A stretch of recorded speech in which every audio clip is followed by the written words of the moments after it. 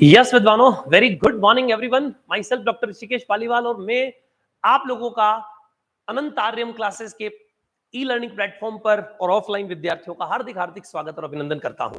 तो चलिए साहब, आज से हम आप लोगों का सीयूईटी पीजी एग्जाम 2023 मैथमेटिक्स का कोर्स जो है वो प्रारंभ करने जा रहे हैं। ये हमारा फर्स्ट लेक्चर है आज का। और चलिए साहब बढ़ते हैं। ठीक है साहब, पहले मैं हल्का सा आपको जो है इस बैच का इंट्रोडक्शन दे देता हूं। हालांकि अलग से हमने अनाउंस किया है, आपने देख ही लिया होगा, पर फिर जिन विद्यार्थियों तक नहीं पहुंचा है फर्स्ट लेक्चर में, यह आज ही प्रारंभ हो रहा है। इसका रेगुलर टाइमिंग मॉर्निंग 7:30 टू 10:30 रहेगा। फिलहाल के लिए समय यह है। अगर आवश्यकता महसूस होती है तो हम इस टाइम को बाद में एक्सटेंड कर देंगे। ठीक है साहब, फिर बढ़ते हैं हम आगे। तो अब ध्यान से समझिए, बीएससी वाले फाइनल ईयर के स्टूडेंट्स या फिर BEd final year, BSc BEd final year या एमएससी एंट्रेंस की प्रिपरेशन करने वाले, जिनको भी, या आईआईटी जेम आगे आने वाले भविष्य में प्रिपरेशन करने वाले, या फिर जो ऑलरेडी आईआईटी जेम की प्रिपरेशन कर रहे थे और जिनको अच्छी आईआईटी एनआईटी नहीं मिले हैं, वे सारे विद्यार्थी इसको ज्वाइन कर सकते हैं। आगे आने वाले भविष्य में जो आईआईटी की प्रिपरेशन करना चाहते हैं वो भी इस कोर्स को ज्वाइन कर सकते हैं। अभी से इस कोर्स के अंदर हम सीयूईटी का कंप्लीट सिलेबस जो है वो पढ़ने वाले हैं। मैथमेटिक्स का सीयूईटी मैथमेटिक्स का कंप्लीट सिलेबस हम पढ़ेंगे। उसके साथ साथ राजस्थान की जो लोकल यूनिवर्सिटीज हैं उनका कॉमन सिलेबस भी हम इसमें पढ़ने वाले हैं। इस कोर्स का ड्यूरेशन हमारा 2 महीने का रहेगा। 2 महीने में स्टार्टिंग के जो 45 डेज हैं, वो 45 डेज में हम सीयूईटी का सिलेबस फिनिश करेंगे। और उसके बाद जो 15 दिन हम और पढ़ेंगे, उसमें हम राजस्थान की जो लोकल यूनिवर्सिटीज, सर ये अलग से क्यों रखा है? क्योंकि राजस्थान की कुछ लोकल यूनिवर्सिटीज है, उन्होंने सीयूईटी में पार्ट नहीं लिया है, वो सीयूईटी का हिस्सा नहीं है। सीयूईटी में लगभग 180 यूनिवर्सिटीज पार्ट ले रही हैं, लेकिन उसमें राजस्थान की कुछ लोकल यूनिवर्सिटी ने पार्ट नहीं लिया है। तो उनके लिए, जो उनके अलावा जो बचा हुआ सिलेबस है, वो राजस्थान की लोकल यूनिवर्सिटीज का कॉमन सिलेबस हम अगले 15 दिन में और पढ़ेंगे। तो ये अगले 2 महीने तक आपका कोर्स चलने वाला है। आवश्यकता महसूस होगी, अगर एग्जाम आसपास रहा तो हम और भी लेक्चर्स वगैरह ले लेंगे, पर मोटे तौर पे 2 महीने हमारा ये कोर्स चलने वाला है। कैसे इस कोर्स को ज्वाइन करना है, तो ध्यान से समझिए। आप व्हाट्सएप के ऊपर हमें अपना नाम, कॉन्टेक्ट नंबर और कोर्स का नाम, जो ऑनलाइन जुड़ना चाहते हैं, ऑफलाइन वाले सीधा सीधा अनंत आर्यम क्लासेस सेवाश्रम उदयपुर पधार जाइए। ऑफलाइन तो आप ऐसे आ जाएंगे तो जुड़ जाएंगे सुबह 7:30 से 10:30। और लेकिन जो ऑनलाइन पढ़ रहे हैं और अभी फिलहाल डेमो वेमो चाहते हैं, वे विद्यार्थी व्हाट्सएप अगर ग्रुप में जुड़ना चाहते हैं तो इन नंबर पे हमें नाम, कोर्स का नाम और अपना कॉन्टेक्ट नंबर, कोर्स का नाम सीयूईटी पीजी 2023 मैथमेटिक्स लिख के भेज दीजिएगा। हम आपको व्हाट्सएप ग्रुप में ऐड कर देंगे, आपको लाइव क्लासेस के लिंक वगैरह प्रोवाइड हो जाएंगे। फिर हम बात कर रहे हैं टेलीग्राम चैनल, अनंत आर्यम क्लासेस का उदयपुर का टेलीग्राम चैनल है, उसमें भी लाइव क्लास का लिंक आपको मिलेगा, स्टार्टिंग का डेमो लेक्चर्स का। यूट्यूब अनंत आर्यम जेम गेट नेट, हमारा अलग से ही यूट्यूब चैनल है जेम गेट और नेट के लिए। उस जो है यूट्यूब चैनल को आप ज्वाइन कर लीजिए, उसके ऊपर भी लाइव क्लासेस जो है, रिकॉर्डेड लेक्चर जो क्लास होने के बाद वो वहां प्रोवाइड कराए जाएंगे। अनंत आर्यम क्लासेस हमारा जो एप्लीकेशन है, उस पे जाके आप डायरेक्ट जो है कोर्स ज्वाइन कर सकते हैं। तो चलिए साहब, अब हम बढ़ते हैं आगे। फैसिलिटीज आप जानते हैं, सीधा सीधा ऑनलाइन ऑफलाइन दोनों मोड में क्लास है। लाइव क्लास 2 वे कम्युनिकेशन की है, जैसे हमारे साथ जुड़े हुए हैं आप लोग तो मैसेज भी कर पाएंगे, हम रिप्लाई भी कर पाएंगे, जूम से जुड़े हुए बोल के भी हमें क्वेश्चन पूछ पाएंगे। अनलिमिटेड एक्सेस है, वीडियो जो रिकॉर्डेड होकर आपको मिलेगा उसमें कोई जो है बाध्यता नहीं है, कितनी भी बार देखो।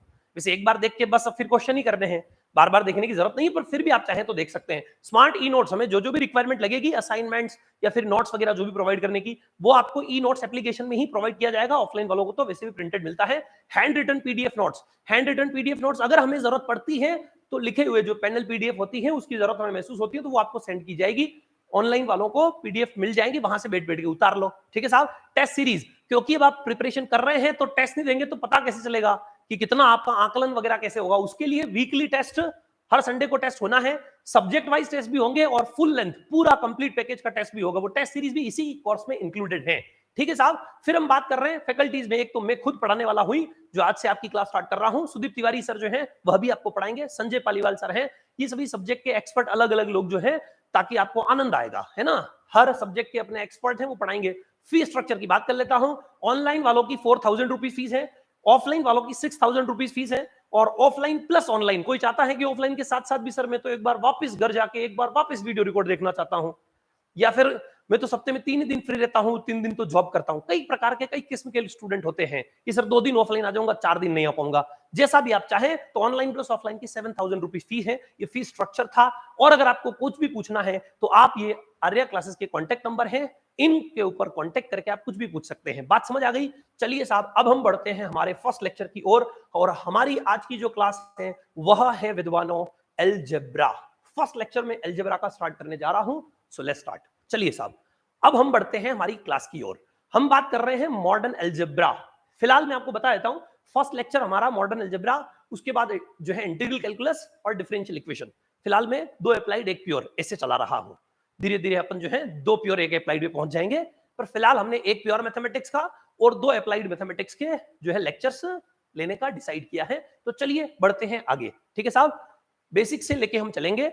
आपको जब मैं कहूं कि नोट करना है उस समय नोट करना है, अदरवाइज आपको घर जाके फिर उतारना है। थोड़ा मेहनत लगेगी आपको, थोड़ा सा जो है आपको पीडीएफ नोट्स मिल जाएगा। जैसे हम कहेंगे कि आपको नहीं उतारना है तो उतारना नहीं है, समझना है, ठीक है। और जब आपको बोल दिया जाए कि अब आप नोट कीजिए इस चीज को, जैसे मैं साथ में लिख रहा हूं कुछ चीज, तो वो भी आपको साथ में लिखनी है। अदरवाइज आपको ये पीडीएफ मिलेगा, उसको देखते हुए आराम से घर बैठ के सिस्टमेटिक उतार लीजिए नोट्स। समझ आ रही है?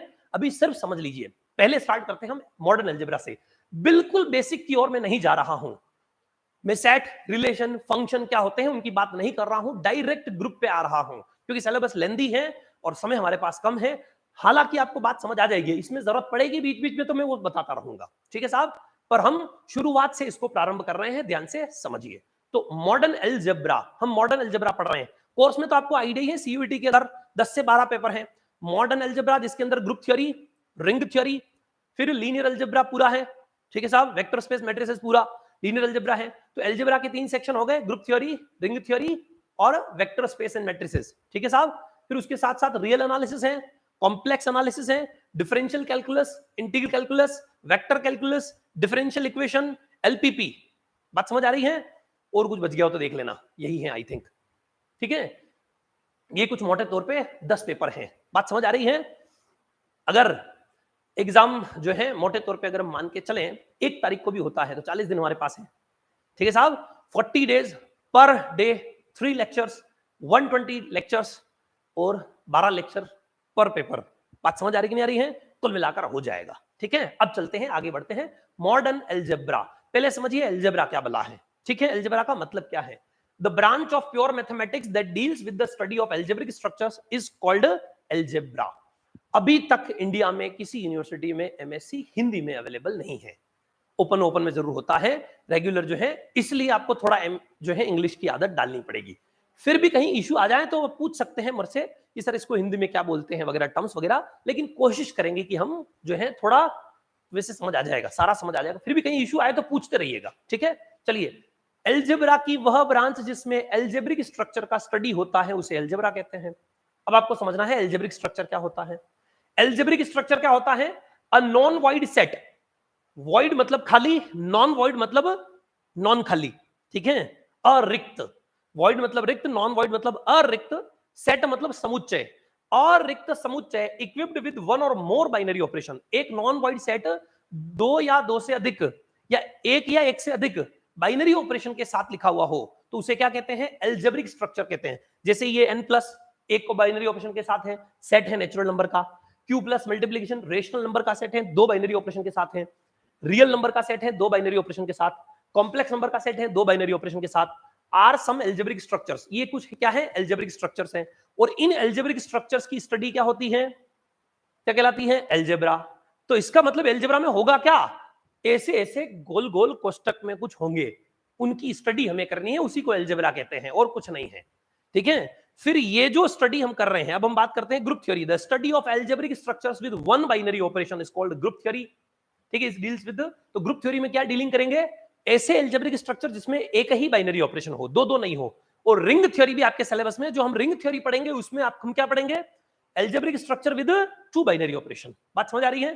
तो ऐसे ग्रुप थ्योरी और रिंग थ्योरी हम पढ़ने वाले हैं, इसको मॉडर्न अलजेब्रा कहते हैं, ठीक है। वो हम पढ़ रहे हैं। हालांकि इसमें मॉड्यूल थ्योरी, फील्ड थ्योरी वगैरह भी है, ठीक है। सेट थ्योरी, कभी कभी नंबर थ्योरी, हालांकि अलग से पोर्शन है, पर कुछ पोर्शन कभी कभार इसमें रहता है। तो हम कुल मिलाकर set theory, group theory, ring theory, field theory, module theory, इसी को मॉडर्न अलजेब्रा कहते हैं। तो समझ आया मॉडर्न अलजेब्रा क्या है, इन सबका पैकेज। और उसमें आपके सिलेबस में ग्रुप थ्योरी और रिंग थ्योरी है, जो हमें पढ़ना है, वो हम पढ़ना स्टार्ट कर रहे हैं। Algebra, study of algebraic structure. Algebraic structure non void set, set खाली नहीं होना चाहिए। पूरे अलजेब्रा में कोई भी खाली सेट की बात ही नहीं करेंगे। बात समझ आ रही है? A non void set equipped with 1 और मोर, एक या उससे अधिक बाइनरी ऑपरेशन के साथ कोई एल्जेब्रिक स्ट्रक्चर हो तो उसे हम क्या कहते हैं, कोई नॉन वॉइड सेट हो तो उसे क्या कहते हैं, एल्जेब्रिक स्ट्रक्चर। और ऐसे एल्जेब्रिक स्ट्रक्चर की स्टडी करना क्या कहलाता है, एल्जेब्रा।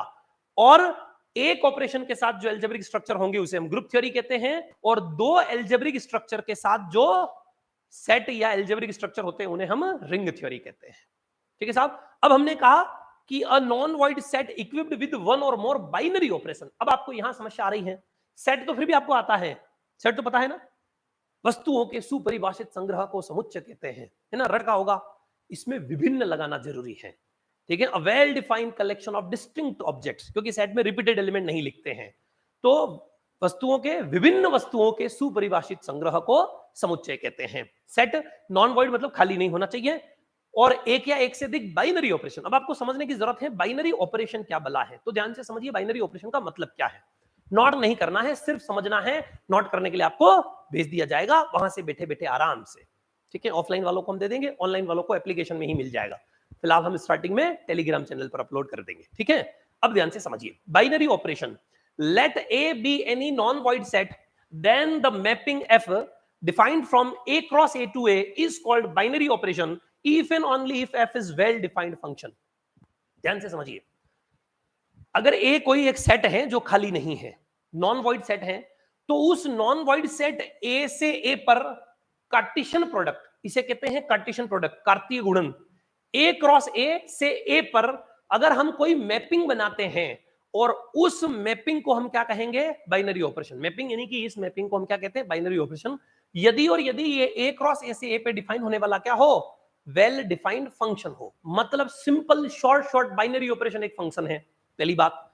और कैसा फंक्शन है, एक non void set A cross वही नॉन वॉइड सेट A से A पर डिफाइन होने वाला एक फंक्शन।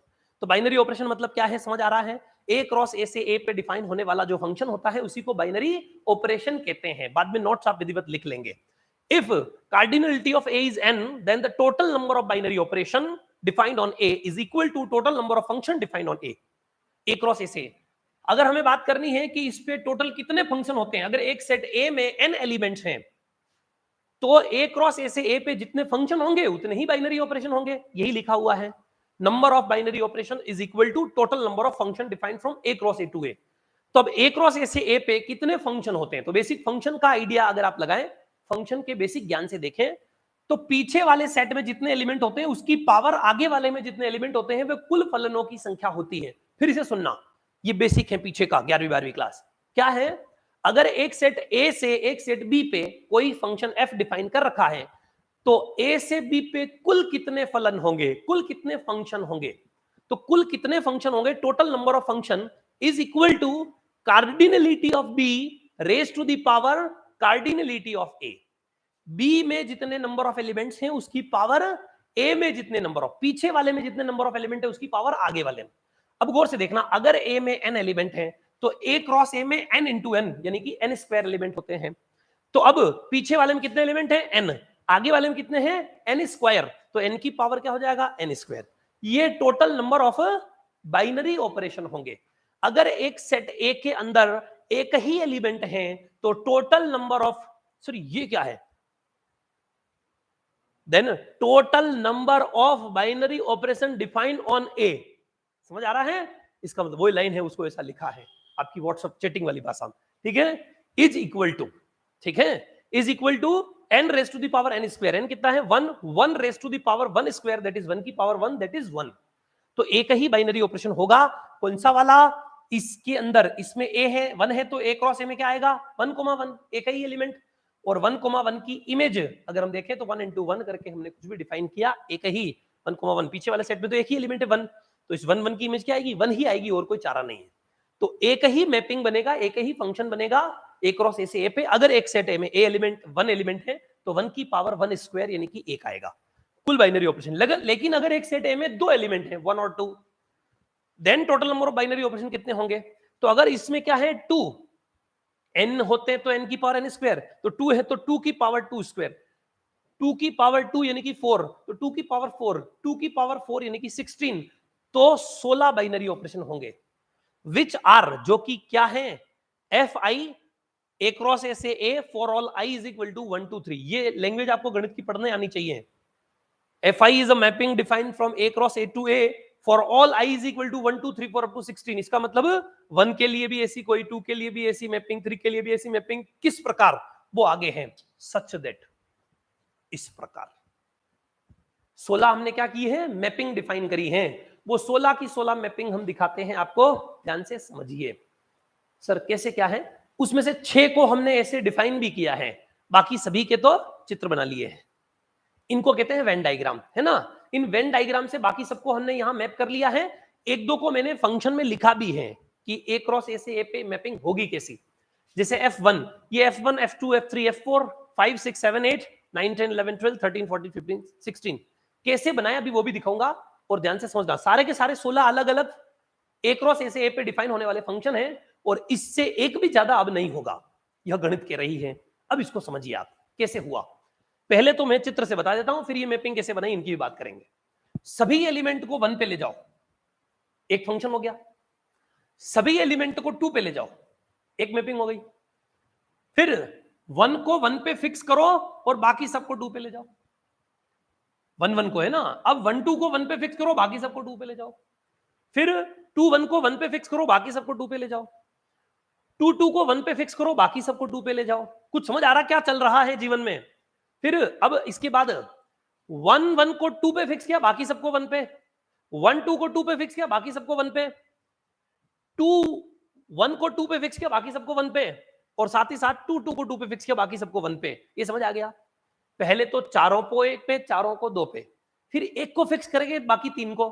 तो एक को पहले 1 पे 1 पे 1 पे 1 पे फिक्स किया, बाकी सबको 2 पे।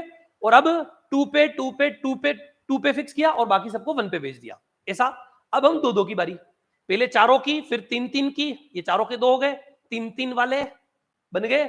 उसके बाद अब 2 2 वाले, दोनों को 1 पे, दोनों को 2 पे। फर्स्ट सेकंड को 1 पे और सेकंड थर्ड को 2 पे। अब फर्स्ट थर्ड को 1 पे और सेकंड फोर्थ को 2 पे। अब फर्स्ट फोर्थ को 1 पे और बच गए दोनों 2 पे। ठीक है, तो पहले क्या क्या 1 2, फिर 1 3, फिर 1 4, इनको 1 पे भेज दिया। अब सेम पैटर्न हम इसके लिए भी फॉलो करेंगे, 2 वाले के लिए। समझ आ रही है? तो अब हमने क्या कर दिया, 1 4 को इसका उल्टा कर दिया। 1 4 जो 1 पे था उसको 2 पे भेज दिया, और जो 2 पे थे उनको 1 पे ले रहे।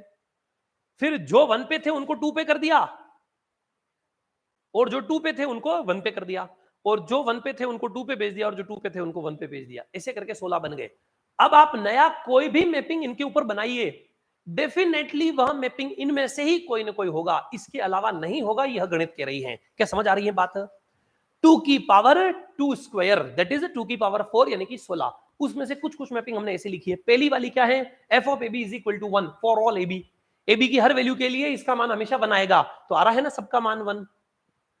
समझ आ रही है? अगला क्या है, f ऑफ ab की हर वैल्यू क्या आएगी, 2 आएगी। f ऑफ ab का हर मान क्या है, 2 है। फिर अगले में क्या लिखा हुआ है, इसको पीस वाइज फंक्शन कहते हैं, टुकड़े हुए हुए, आधे कहां जा रहे हैं आधे कहां जा रहे हैं, ऐसे ऐसे, है ना। तो ab की वैल्यू 1 आएगी जब a प्लस बी 2 से छोटा या बराबर हो, और ab की वैल्यू 2 आएगी जब a प्लस बी की वैल्यू 2 से बड़ी हो। ऐसे हमने मन से बनाया कुछ, है ना। तो जब आप इसमें a प्लस बी की वैल्यू 2 से छोटी, ऐसा कुछ हम बता रहे हैं, और a प्लस बी की वैल्यू क्या है, 2 से बड़ी है, तो ऐसा 2 हमने कुछ लिख दिया। मतलब a और b हमें कुछ लेना है। तो अब गौर से देखिए, ये 3 वाला, थर्ड वाला 1 प्लस 1 2 आ रहा है, तो 2 से छोटा या बराबर हो तो 1 आएगा, तो इसके ऊपर ऐसा आ गया। लेकिन अब 2 से बड़ा जब भी हो तो 2 आएगा, तो 1 प्लस 2 3, 2 प्लस 1 3, 2 प्लस 2 4, 2 से बड़े हैं तीनों, इसलिए 2 आ जाएगा। समझ आ रहा है ना? सेम एज इट इज हम इन 16 के 16 को क्या कर सकते हैं, बना सकते हैं। ऐसे ही कुछ ना कुछ टुकड़ा मैंने बिठाए हुए सब में। इस चित्र को देख के मैंने यहाँ कुछ ऐसा सेटिंग कर दिया, जिससे ये क्या बन गए, फंक्शन बन गए। बात समझ आ रही है?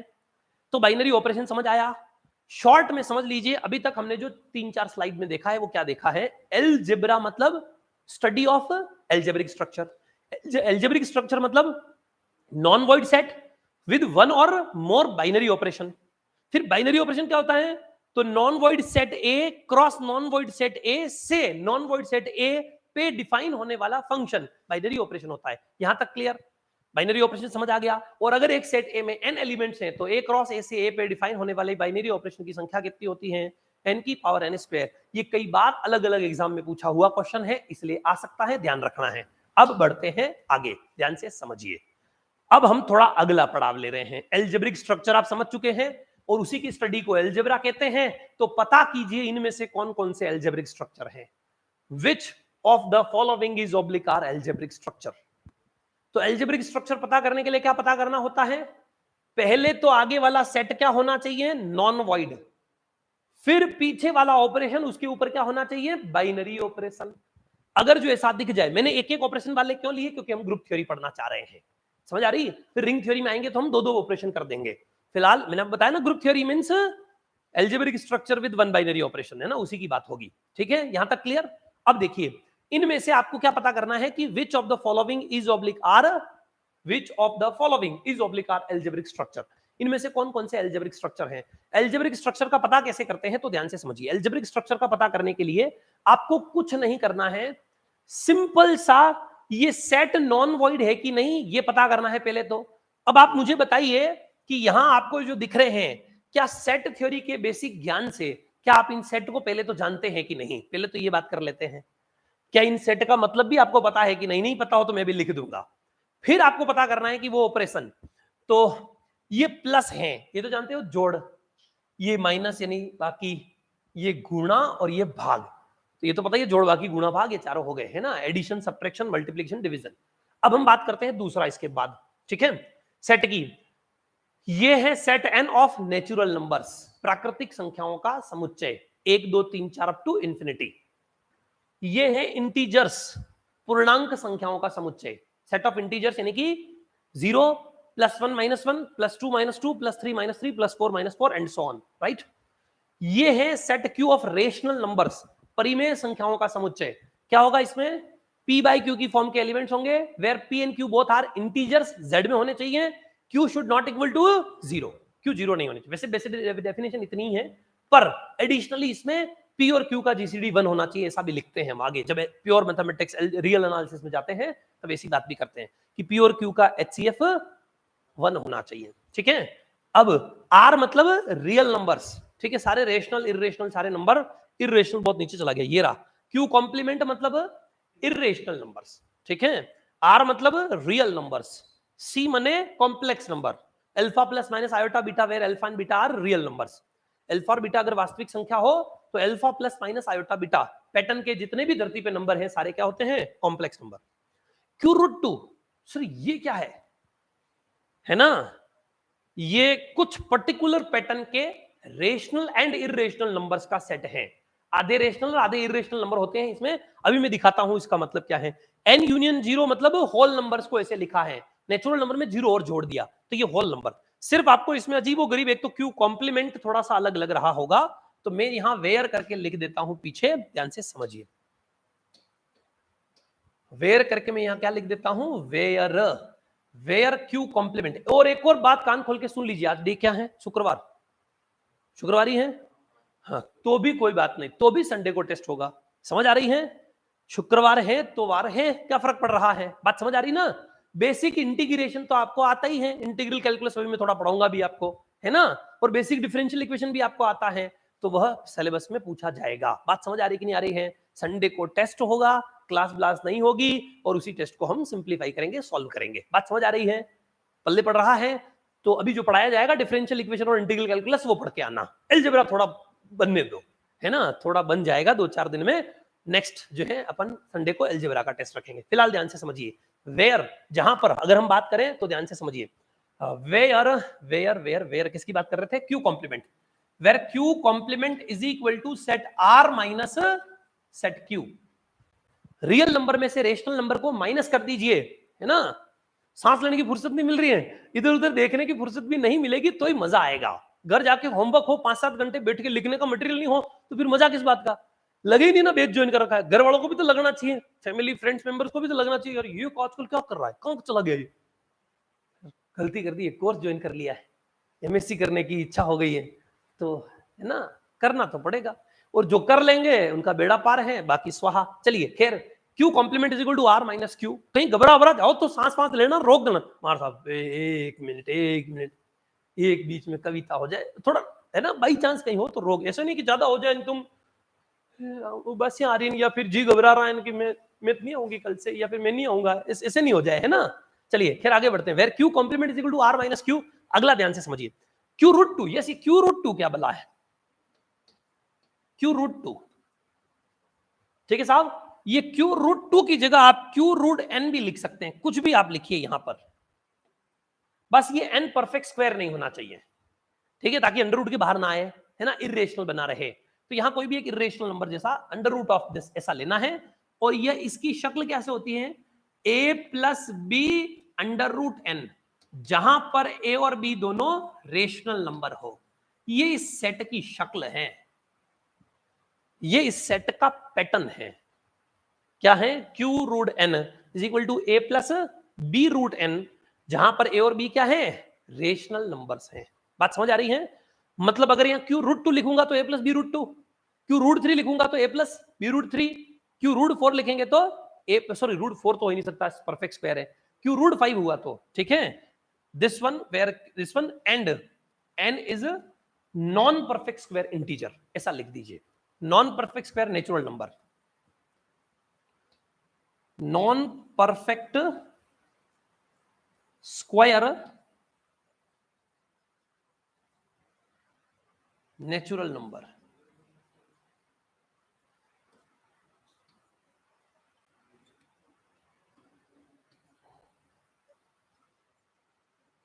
हाँ जी, कोई डाउट हो तो पूछिए, राइट।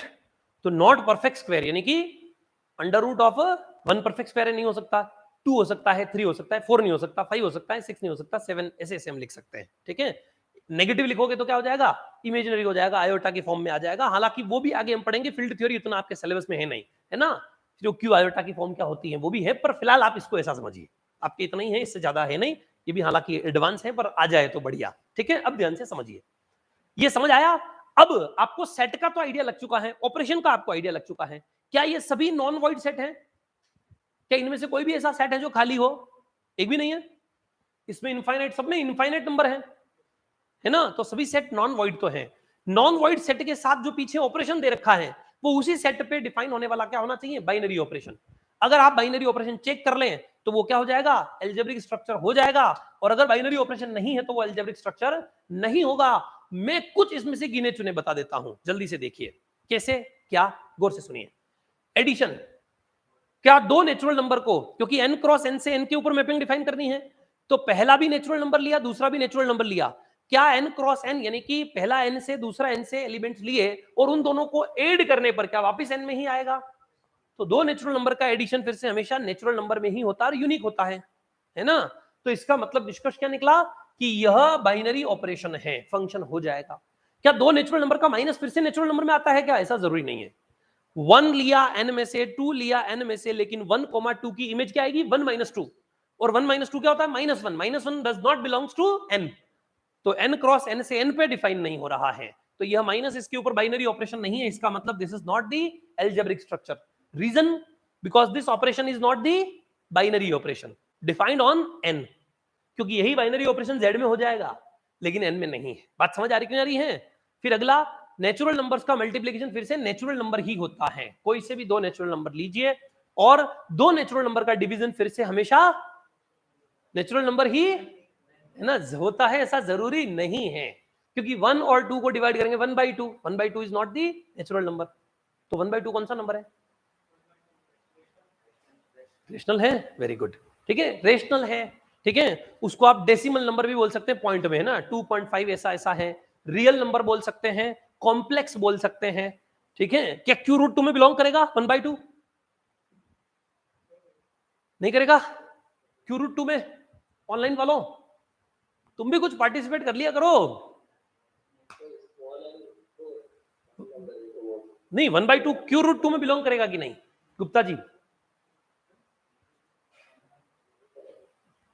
देखो, इस a की जगह 1/2 लिख दो और b की जगह 0 लिख दो, है ना, 1/2 plus 0 root n, 1/2 plus 0 root 2 हो गया ना। तो इस क्यू रूट n में सभी रेशनल नंबर तो हमेशा होते ही हैं, ये रेशनल नंबर का सुपर सेट है, सुपर सेट जानते हो, अधिसमुच्चय, बड़ा भाई, है ना, Q root 2 is the big brother, elder brother of Q, है ना। अगर Q रूट 2 का सबसेट है तो Q रूट 2 Q का सुपरसेट होता है। अगर B A का बड़ा भाई है तो A B का छोटा भाई होगा, बशर्ते ब्रदरहुड रिलेशन हो, है ना। सीमा का राम बड़ा भाई है, लेकिन राम का सीमा छोटा भाई थोड़ी है। समझ आ रही कि नहीं आ रही है? तो रिलेशन क्या हो, ब्रदरहुड का रिलेशन हो, यानी कि दोनों भाई भाई की ही बात कर रहे हैं। तो अगर ए बी का बड़ा भाई है तो बी ए का छोटा भाई होगा। बात समझ आ रही है? तो अगर क्यू रूट टू, तो इसलिए सुपरसेट समझ आया, ए बी का सबसेट है तो बी ए का सुपरसेट होता है। तो Q root two is always superset of Q. समझ आ रही है? रेशनल नंबर का हमेशा सुपरसेट होता है, तो 1/2 इसमें तो बिलोंग करेगा ही। कुल मिलाकर 1/2 नेचुरल नंबर बिलोंग नहीं करता है, इसलिए ये बाइनरी ऑपरेशन नहीं है और ये पूरा स्ट्रक्चर एल्जेब्रिक स्ट्रक्चर नहीं है। बात समझ आ रही कि नहीं आ रही है? पल्ले पड़ गया क्या? इन सभी को ट्राई करके लेके आएंगे, ये आपका होमवर्क है, घर से सॉल्व करके लेके आना है, अगली क्लास में आते ही पूछूंगा मैं, ठीक है। ऐसे ही हो सकता है एग्जाम में, वैसे इतना लो लेवल का भी एग्जाम नहीं है, मैं एग्जाम के लेवल का भी आकलन कर देता हूं, आपको बता देता हूं। जिस एग्जाम की आप प्रिपरेशन कर रहे हैं उसमें डीयू है, उसमें बीएचयू है, उसमें सेंट्रल यूनिवर्सिटीज हैं। बात समझ आ रही है? कुछ ऐसी यूनिवर्सिटीज हैं जिनकी एनआईटी से भी ज्यादा औकात है। बात समझ आ रही कि नहीं आ रही है? कुछ इंडिया की ऐसी यूनिवर्सिटीज इस एग्जाम में पार्ट ले रही है, जिसमें हालांकि ये बढ़िया है कि इसमें 150 यूनिवर्सिटीज पार्ट ले रही है, लगभग जो है 180 यूनिवर्सिटीज पार्ट ले रही है, तो रैंक वाइज जो है आपको यूनिवर्सिटीज मिलेगी। कुल मिलाकर इससे आपको यह भी आइडिया लग जाएगा कि आप में कितनी क्षमता है, आपका पोटेंशियल भी चेक होगा कि आप कितने गहरे पानी में है इस दुनिया में, है ना। ये भी आपको जांचने का अवसर मिलेगा, और अच्छी रैंक आती है तो अच्छी यूनिवर्सिटी से पढ़ पाओगे, ठीक है। चलिए, बाकी लोकल यूनिवर्सिटीज में भी एंट्रेंस क्वालिफाई नहीं होता लोगों का एमएससी के लिए, जो लोकल राजस्थान की यूनिवर्सिटीज हैं, और बाई चांस एंट्रेंस क्वालिफाई हो भी गया तो नॉन पेमेंट पे एडमिशन नहीं होता, पेमेंट सीट पे होता है, तो फिर वापस वही बात है, पैसे देने हैं भर भर के, है ना। तो इससे बढ़िया है थोड़ा पढ़ लो, ढंग से पढ़ लो, नॉन पेमेंट पे एक तो एडमिशन हो सबसे पहले, और अच्छी यूनिवर्सिटी में हो, ठीक है, तो मजा आएगा, पढ़ने में भी आनंद आएगा आगे। चलिए अब हम आगे बढ़ते हैं। तो ये सारे अलजेब्रिक स्ट्रक्चर में से कौन कौन से हैं और कौन कौन से नहीं, आपको घर से पता करके लेके आना है, ये आपका होमवर्क है। नाउ वी आर, हाँ जी बोलिए। ओनली हम उसमें क्लोजर की ही बात कर रहे हैं, वो भी मैं आगे आ रहा हूं, इस पे आ गया है ना। हालांकि हम इसमें चेक क्लोजर प्रॉपर्टी ही कर रहे हैं। क्या होती है क्लोजर प्रॉपर्टी? ठीक है साहब, ग्रुपॉइड, ठीक है, ग्रुपॉइड किसे कहते हैं, ध्यान से समझिए। एक बाइनरी ऑपरेशन वाला कोई भी एल्जेब्रिक स्ट्रक्चर हो, उसी को ग्रुपॉइड कहते हैं।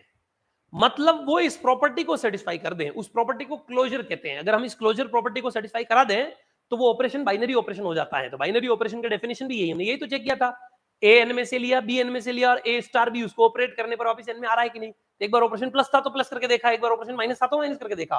तो अगर जो क्लोजर प्रॉपर्टी लग जाए तो वो एल्जेब्रिक स्ट्रक्चर होता है। लेकिन अगर वो algebraic structure one binary operation का है तो उसे क्या कहते हैं? ग्रुपॉइड कहते हैं। बात समझ आ रही है? वन बाइनरी ऑपरेशन का कोई भी एल्जेब्रिक स्ट्रक्चर हो उसे क्या कहते हैं? ग्रुपॉइड। तो मैं शॉर्ट में अगर आपको कहूं कि इनमें से कौन कौन से ग्रुपॉइड है ये पता करके आना, तो अतिशयोक्ति नहीं है। आपको इनमें से कौन कौन से ग्रुपॉइड है यही पता करना है, क्योंकि सब वन बाइनरी ऑपरेशन वाले हैं। जो एल्जेब्रिक स्ट्रक्चर हो जाएगा वो क्या हो जाएगा? ग्रुपॉइड हो जाएगा। बात समझ आ रही है? तो इनमें से कौन कौन से ग्रुपॉइड है पता करके लेके आना है। अब समझिए सम पर्टिकुलर एल्जेब्रिक स्ट्रक्चर। अब हम एल्जेब्रिक स्ट्रक्चर के अलग अलग जो टाइप्स हैं या एल्जेब्रिक स्ट्रक्चर को स्टडी करना स्टार्ट कर रहे हैं, एल्जेब्रा के अंदर प्रवेश ले रहे हैं। बात समझ आ रही है? Algebraic structure, let G be any non void set and star be a binary operation defined on G, then algebraic structure G star is said to be, ठीक है, star be a mapping defined on G। ऐसा binary operation बोल दिया तो closure तो हो ही गया, है ना, वो ग्रुपॉइड तो हो ही जाएगा। अगर बाइनरी ऑपरेशन है स्टार और अकेला ऐसा स्ट्रक्चर है तो उसी को ग्रुपॉइड बोलते हैं। बात समझ आ रही है? तो हालांकि अगर बाइनरी ऑपरेशन यहां लिखेंगे तो फिर ये इसका कोई मतलब नहीं है फर्स्ट वाली लाइन का, ठीक है। And star be an operation defined on G, ऐसा लिख दीजिए। बाइनरी तो यहां होने के बाद हो जाएगा, ठीक है साहब। यहां आप क्या लिख दीजिए इसको, स्टार बी एन ऑपरेशन, ऐसा लिख दीजिए ताकि ग्रुपॉइड आपको थोड़ा डिफरेंस हो जाएगा, है ना। चलिए साहब,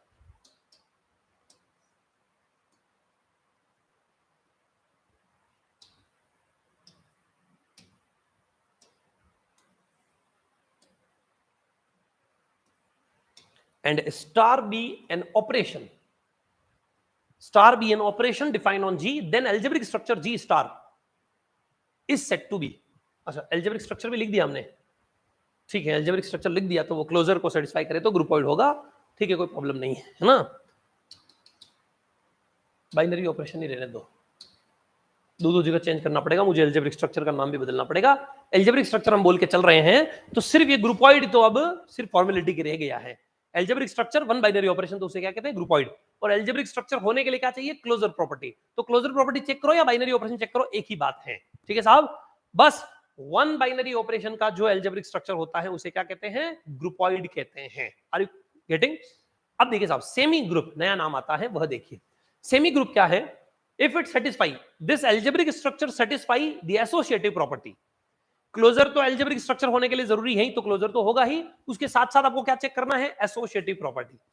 मतलब इस फर्स्ट और सेकंड इन प्रॉपर्टी को कोई algebraic स्ट्रक्चर सेटिस्फाई करता है तो उसे क्या कहते हैं, सेमी ग्रुप कहते हैं, ठीक है साहब। सेमी ग्रुप होने के लिए जी स्टार में क्लोजर प्रॉपर्टी और एसोसिएटिव प्रॉपर्टी होनी चाहिए सेटिस्फाई, तो उसे ग्रुपॉइड कहते हैं, सॉरी सेमी ग्रुप कहते हैं।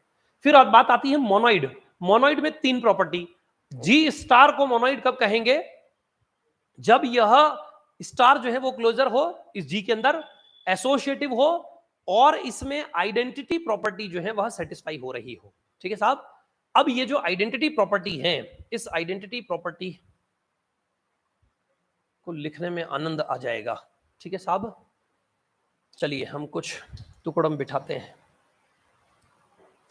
There exist e belongs to G, ऐसा आप इसको करिएगा। आप इसको कैसे करेंगे तो मजा आएगा, ध्यान से समझिए।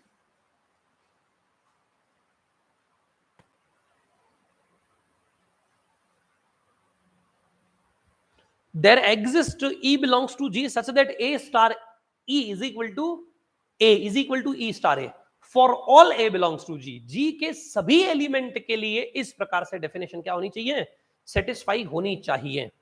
ठीक है, मैं एक काम कर ही लेता हूं, सॉरी। पायो जी मैंने राम रतन धन पायो, पायो जी मैंने राम रतन धन पायो, पायो जी मैंने।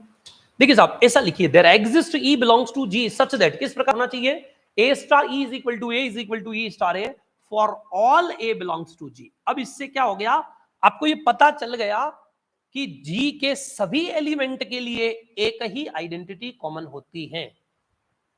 इससे अब मुझे आपको अलग से जो है बताना नहीं पड़ेगा, प्रूव करके दिखाना नहीं पड़ेगा। अब ध्यान से समझिए। हरे खर्चे ना खूटे बाको चोर न लूटे, दिन दिन बढ़त सवायो, पायो जी मैंने राम रतन धन पायो।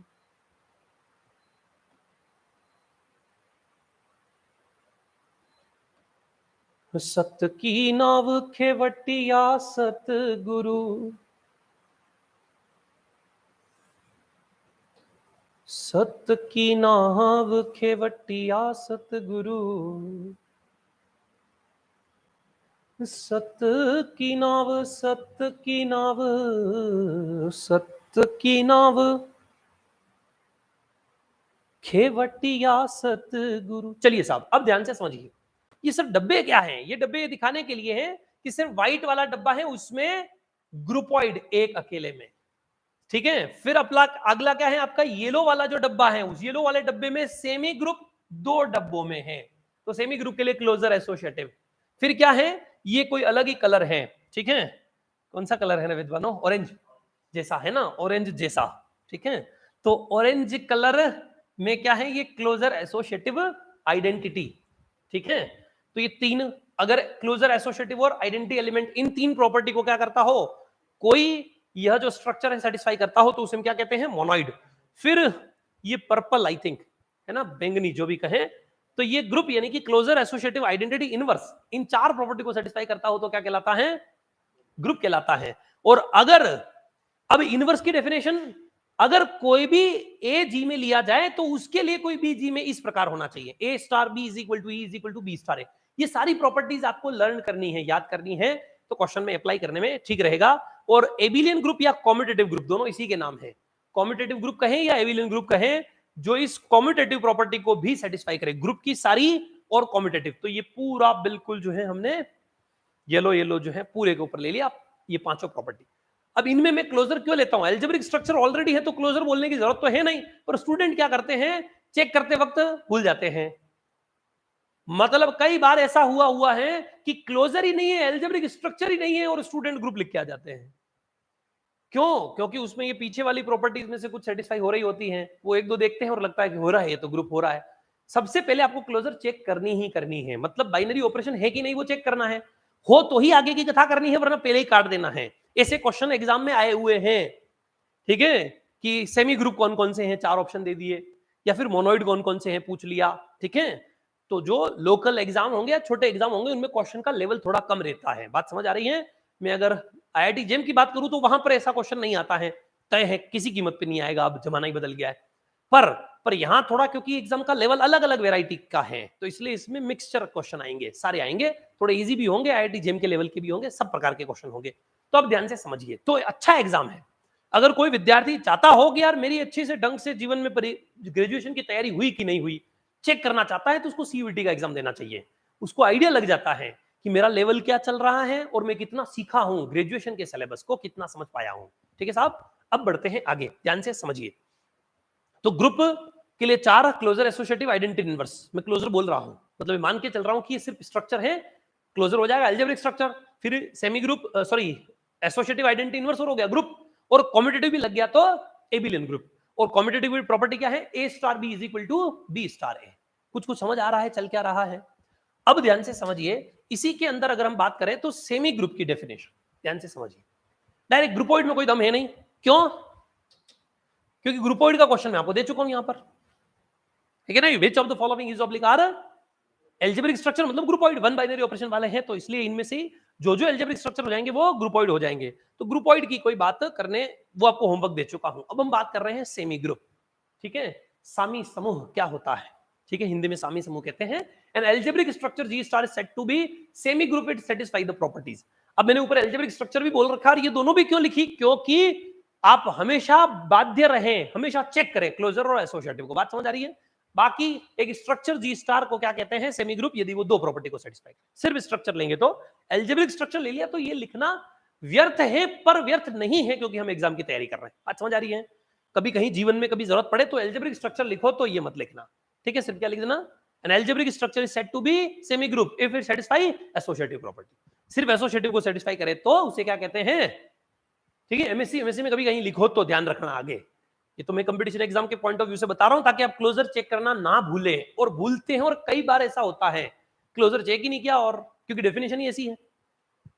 Algebraic structure which satisfy associative, तो एसोसिएटिव देखनी, उसमें तो एक ही प्रॉपर्टी है, तो एक ही याद रहती है। ग्रुप जिसमें एसोसिएटिव आइडेंटिटी इनवर्स नहीं चेक करनी है, क्लोज ही नहीं है और ग्रुप लिख के आ गया। समझ आ रही कि नहीं आ रही है? हालांकि ऐसा होगा नहीं, पर सेमी ग्रुप में हो जाता है। मैं आपको दिखाऊंगा आपको कि एसोसिएटिव तो लग रही, लेकिन देखो क्लोज ही नहीं है, पर एसोसिएटिव लग गया है ना। अभी दिखाएंगे ऐसे। तो which of the following is oblique are semi groups. अब आपको सेमी ग्रुप्स के लिए क्या चेक करना होता है? क्लोज्ड हो और उसके साथ साथ एसोसिएटिव हो। क्लोज का मतलब क्या है? उस सेट के कोई भी 2 एलिमेंट लिए, उनको ऑपरेट करने पे भी 100% फिर से उसी में आना चाहिए। बात समझ आ रही कि नहीं आ रही है? राइट। तो examine which of the following is oblique are semi groups, ठीक है। n प्लस, क्या ये एल्जेब्रिक स्ट्रक्चर है? क्योंकि 2 नेचुरल नंबर का एडिशन फिर से नेचुरल नंबर ही होता है। तो फर्स्ट 1 भी n में लिया, 2 भी n में लिया, और 1 + 2 को ऐड किया तो वापस 3 यानी कि n में ही आएगा। और कोई से भी 2 natural number, m natural number, n natural number, तो m + n भी 100% नेचुरल नंबर होता है। तो addition of natural number is always algebraic structure, है ना, binary operation. Therefore this structure is the algebraic structure, ठीक है। तो ये algebraic structure तो हो गया। अब आपको क्या चेक करना है? एसोसिएटिव। एसोसिएटिव का मतलब क्या होता है? कोई भी अगर 3 नेचुरल नंबर लिए जाएं तो a + b + c और a + b + c करो, क्या हमेशा बराबर आता है? 3 नेचुरल नंबर को कैसे भी जोड़ो, 1 + 2 + 3 करो या 1 + 2 + 3 करो, हमेशा क्या आएगा? इक्वल ही आएगा। तो यह 100% क्या है? एसोसिएटिव भी है। तो इसका मतलब फर्स्ट वाला 100% क्या है? सेमी ग्रुप है। बात समझ आ रही है? यह वाला सेमी ग्रुप नहीं है, क्योंकि डिफरेंस माइनस, दो इंटीजर को माइनस करेंगे वापस इंटीजर ही आएगा, कैसे भी कोई से भी इंटीजर लो, तो इसलिए क्लोज तो है, लेकिन एसोसिएटिव 1 - 2 - 3 और 1 - 2 - 3 अलग अलग होता है। 1 - 2 - 3 इसको देखेंगे तो क्या आएगा, इसकी वैल्यू क्या आएगी, 2 आएगी ना। 2 - 3 - 1 -1 को माइनस से मल्टीप्लाई करेंगे, +1 1 + 1 2, लेकिन which is not equal to 1 - 2 - 3, लेकिन ये इसके बराबर नहीं होता है। 1 - 2 - 1 - 1 - 3 - 4, समझ आ रहा ना, इसलिए यह एल्जेब्रिक स्ट्रक्चर नहीं होगा। बात समझ आ रही है? रीजन, हाँ, सेमी ग्रुप है ना, एल्जेब्रिक स्ट्रक्चर तो है, लेकिन इसलिए ये क्या होगा, सेमी ग्रुप नहीं होगा। बात समझ आ रही है? क्या इसी तरीके से आप इन सभी सेट को चेक कर लेंगे, यह भी आपका होमवर्क है, ठीक है, इन सभी को चेक करके लेके आएंगे। आज के लिए एल्जेब्रा में इतना होगा। सर Q√2 वाला कोई एक बता दो, चलिए Q√2 वाला एक बता देते हैं, ध्यान से समझिए। कौन सा बताऊं, वो भी आप ही चूज करो, बोलो। 10th वाला, 10th देखिए, Q√2 माइनस, गौर से देखना आप कि सर Q√2 माइनस जो है वो एल्जेब्रिक स्ट्रक्चर है या नहीं, उसकी बात करते हैं, ध्यान से समझिए, ठीक है, गौर से देखिए। Q√2 माइनस की बात करते हैं, एल्जेब्रिक स्ट्रक्चर है या नहीं, तो ध्यान से समझिए, थोड़ा शांति से समझा देता हूं। देखिए साहब, Q√2 में 10th को अलग से सॉल्व कर रहा हूं, ध्यान से देखिए। 10th क्या है हमारा, Q√2 और with respect to the operation negative है ना, माइनस, ठीक है। अब हम क्या जानते हैं, हियर Q√2 मीन्स, Q√2 का मतलब क्या होता है, a + b√2, जहां पर a और b दोनों क्या है, रेशनल नंबर्स, राइट। अब आप मुझे बताइए, लेट, पहले क्लोजर, दोनों चेक कैसे करते हैं, ऐसे चेक करते हैं, पहला काम करेंगे क्लोजर फिर एसोसिएटिव। फर्स्ट वन क्लोजर, आपने ऐसे क्वेश्चन किए होंगे ग्रेजुएशन में जरूर। हम क्या करते हैं, दो एलिमेंट लेते हैं, ऐसे मानना है, let any m, n belongs to Q√2, implies m कैसा हो जाएगा, a1 + b1√2 एंड n कैसा हो जाएगा, a2 + b2√2। इंप्लाइज आपको क्या चेक करना है, इसको यहां लिखिए, दैट इज m और n हमने Q√2 में लिए, इसका मतलब m की शक्ल कैसी होगी, कोई a + b√2 जैसा, n कैसा होगा, a2 + b2√2 जैसा, जहां पर a1 a2 b1 b2 ये किसमें है, where a1 b1 a2 b2 are the rational numbers, right. अब गौर से देखिए, m + n, तो m + n का हाल क्या होगा, m माइनस करना है ना, चलिए, तो m - n, तो क्या आएगा, दिस माइनस दिस, डायरेक्ट कर लूं, a1 - a2 और प्लस b1 - b2 और √2 कॉमन ले लिया, राइट। बताइए क्या 100% ये भी Q√2 में बिलोंग करेगा क्या, कोई भी एलिमेंट Q√2 में कब होता है, जब वो इस शक्ल का हो, इस पैटर्न का हो, कि रेशनल प्लस रेशनल इंटू √2, है ना। तो क्या ये रेशनल है, दो रेशनल का माइनस रेशनल, दो रेशनल का minus rational, rational plus rational √2, ठीक है, इसलिए इसमें बिलोंग कर रहा है। इससे निष्कर्ष क्या निकला कि ये ऑपरेशन क्या हो गया, बाइनरी ऑपरेशन।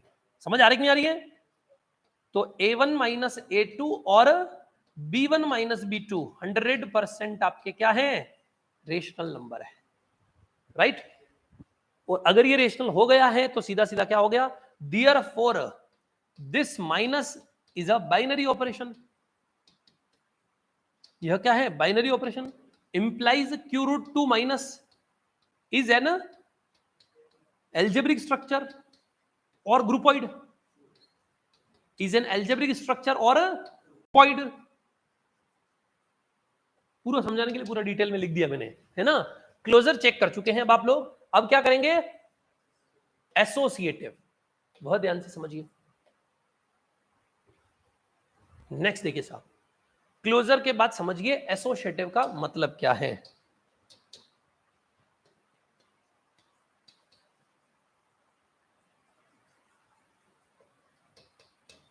तुम्हारा और कोई भाई बंधु मित्र हो जो कह रहे हो कि मैं भी एमएससी करूंगा, तैयारी करूंगा, उसको बोल देना बैच चालू हो चुका है और एक दिन सुहा भी हो चुका है ना। तो कोई बाई चांस हो कोई फ्रेंड सर्कल में कोई आपके विद्यार्थी भाई बंधु मित्र, इन्फॉर्म कर देना, ठीक है। लेट एनी, हालांकि आजकल मुझे इस चीज की टेंशन ज्यादा नहीं रहती है क्योंकि रिकॉर्डेड होता है तो बाद में रिकॉर्डेड पढ़ लेंगे, पर भार बढ़ जाएगा उनका, इसलिए बता रहा हूं। 2 दिन नहीं आएगा तो 6 घंटे, समझ आ रही ना।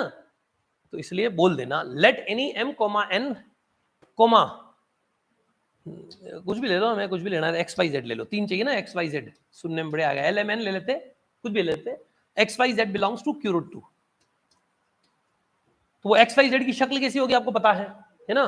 मैं डायरेक्ट अभी आपको क्या करना है, implies x minus y minus z निकालेंगे तो क्या मिलेगा, डायरेक्ट लिख रहा हूं, मन में सोचो। एक्स है a1 plus b one root two, a2 plus b two root two, a3 plus b three root two. तो यहां पर क्या आ जाएगा, a1 plus b1 root two तो आगे रहेगा, लेकिन पीछे वाले को मैं डायरेक्ट लिख रहा हूं, क्या हो जाएगा, this minus this, a2 minus a3 और plus b2 minus b3 root two. ये तो मैं समझा रहा हूं इसलिए इतना कर रहा हूं, बाकी आपको धीरे धीरे क्वेश्चन करते करते फीलिंग आने लग जाएगी।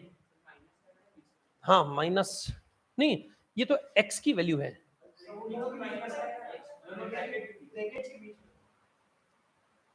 हाँ यहाँ माइनस ब्रैकेट के बीच में, बिल्कुल सही है, यहाँ रह गया है ना, दिस माइनस, तो x minus y minus z, right. और अब फिर से अगर हम x minus y minus z पूरे को सिंप्लीफाई करें तो क्या आएगा, a1 minus a2 plus a3, क्या रहा है, a1 minus a2 plus a3 और क्या आएगा प्लस में b1 minus b2 plus b3, b1 minus b2 plus b3 और मल्टीप्लाई में रूट 2, राइट। और same as it is x minus y minus z को मैं इस साल डायरेक्ट लिख रहा हूं, तो क्या आएगा, a1 minus a2 minus a3 ऐसा आ जाएगा, और प्लस अगला क्या आएगा, b1 minus b2 minus b3 root 2, which implies x minus y minus z is not equal to x minus y minus z। ठीक है, मे और मे नॉट इक्वल है ना, जरूरी नहीं है हर बार, हमें तो हर वैल्यू के लिए आना चाहिए, ऐसा तो हमें मिल नहीं रहा। Therefore this minus is not associative, ये एसोसिएटिव नहीं है, और अगर ये एसोसिएटिव नहीं है implies Q root 2 minus is not a semi group. बात समझ आ रही है, ये सेमी ग्रुप नहीं है, लेकिन Q root 2 plus semi group हो जाएगा, क्योंकि उसमें प्लस में क्या आएगा, यहां पर भी a plus b a1 plus a2 plus a3, b1 plus b2 plus b3, बात समझ आ रही ना। और इसमें भी a1 plus a2 plus a3 और b1 plus b2 is not a semi group, समझ आ रही है, सामी समूह नहीं है। तो आपका होमवर्क क्या है आज की क्लास का, वह यह है कि आपको इन क्वेश्चंस के अंदर क्या करके लेके आना है, इन क्वेश्चंस के अंदर आपको सेमी ग्रुप है या नहीं यह चेक करके लेके आना है। बात समझ आ रही है, ठीक है साहब। आपको इनका स्क्रीनशॉट जो है हम भेज देंगे, हालांकि या फिर जो है मैं स्क्रीनशॉट दिला देता हूं, वीडियो आपके पास है, उसके एंड में पीडीएफ आपको कन्वर्ट होके मिल जाएगी, पर हैंड टू हैंड जो है पीडीएफ के लिए मैं भी स्क्रीनशॉट दिलवा देता हूं, घर जाके वीडियो का लिंक आपके पास अवेलेबल हो जाएगा, उसमें लास्ट में जाके वीडियो को बंद करके बैठे बैठे लिख लेना। बात समझ आ रही है, जब तक पीडीएफ प्रोवाइड होती है, क्योंकि panel PDF chapter wise provide की जाएगी, अभी चैप्टर कंप्लीट नहीं हुआ है, इसलिए आज की क्लास के जो 5-6 पेज हमने पढ़े हैं उसके स्क्रीनशॉट दिलवा देता हूं, स्क्रीनशॉट ले लीजिए, ठीक है साहब। दिस इज मॉडर्न अलजेब्रा, इस लेक्चर के बाद में ले लेना, यहां बैठ के भी लेना चाहे तो भी ले सकते हैं, एज यू विश, या फिर वीडियो के बाद में जो है, या फिर डायरेक्ट भी यहां से स्क्रीनशॉट ले सकते हैं। This is first page of today's class algebra. अभी हम 2 मिनट में अगली क्लास स्टार्ट करते हैं, ठीक है। फर्स्ट पेज, ये आपका second page binary operation with example हमने समझा था, ठीक है। और यह आपका तीसरा पेज है, इसका भी आप चाहें तो स्क्रीनशॉट ले लीजिए, ऑनलाइन वाले तो ले ही रहे होंगे, ठीक है साहब। और यह आपका क्वेश्चन नंबर फर्स्ट, ठीक है साहब। इसमें आपको एल्जेब्रिक स्ट्रक्चर कौन कौन से हैं वो पता करना है, फिर ये सम पर्टिकुलर एल्जेब्रिक स्ट्रक्चर्स, ठीक है, इसका भी आइडिया लगाना है, राइट। और ये फाइनली हमने सेमी ग्रुप देखा है। ठीक है साहब, यहां तक। और मैं आपको आइडिया बता रहा हूं स्क्रीनशॉट के लिए, और ये क्वेश्चन हमने और सॉल्व किया आज की क्लास में। ये हमने आज पढ़ा है, इससे आगे की चर्चा हम अगली क्लास में कल फिर करेंगे। आपको स्क्रीनशॉट लेने के लिए मैं आपको बता रहा हूं, जैसे आप लाइव में जुड़े हो वो तो लाइव से ले पा रहे हैं, ऑनलाइन वाले स्टूडेंट्स हो। ऑफलाइन वाले स्टूडेंट्स के पास वीडियो लिंक है, वहां से ओपन करके लास्ट में जाना है, जल्दी जल्दी से स्क्रीनशॉट लेके लिख लेना है। समझ आ रहा है ना? वीडियो के एंड में जाके पूरा वीडियो देखने की जरूरत नहीं है, सिर्फ वीडियो के एंड में जाएंगे, स्क्रीनशॉट लिया और उतार लीजिए। बात समझ आ रही है? ठीक है, इससे आगे की चर्चा हम अलजेब्रा में कल फिर करेंगे। अभी हम अगली क्लास स्टार्ट करते हैं डिफरेंशियल इक्वेशन। ठीक है साहब, चलिए साहब, ओके बाय बाय। अभी 2 मिनट में अगली क्लास स्टार्ट कर देते हैं डिफरेंशियल इक्वेशन। लाइव वाले जो है उनको अलग से लिंक मिला होगा डिफरेंशियल इक्वेशन का, वो ज्वाइन कीजिएगा। ठीक है, लाइव वालों को अलग से लिंक मिला होगा, जूम वाले तो ठीक है जुड़े हुए, वो जो बाकी लाइव वाले हैं उनको अलग लिंक मिला होगा क्लास का, वो ज्वाइन कीजिए।